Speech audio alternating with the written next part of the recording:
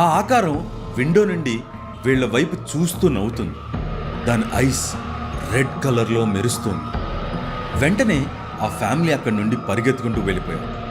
Next day కొంతమంది మనుషులు తీసుకుని ఆ ఇంటికి వెళ్ళి అక్కడున్న వాళ్ళ ప్రెషియస్ ఐటమ్స్ ఇంకా వాళ్ళకి కావలసిన ఐటమ్స్ తీసుకుని వెంటనే ఆ ఇల్లుని ఖాళీ చేసేసి అక్కడి నుండి వెళ్ళిపోయారు.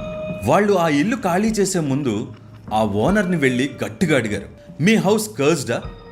అలాంటి హౌస్ని మాకెలా ఇచ్చారు అసలు? పాపం చిన్నపిల్లడు కూడా ఉన్నాడు, ఆ మాత్రం ఆలోచించలేదా అని అన్నారు. ఆ ఓనర్ పేరు రమణ. తను ఒక హిందూ.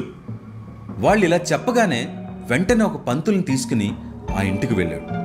ఆ పంతులు ఇంట్లోకి వెళ్ళి వెంటనే ఈ ఇంట్లో ఉన్న దాన్ని నేను హ్యాండిల్ చేయలేను, నువ్వు వెంటనే మౌలానా కానీ హఫీజ్ని కానీ తీసుకునిరా, ఎందుకంటే ఇక్కడ ఉన్నది ఆత్మనో దెయ్యమో కాదు, అంతకన్నా భయంకరమైనది, అసలు ఇక్కడ ఉన్న దాని గురించి నాకు అవగాహన కూడా లేదని అన్నారు.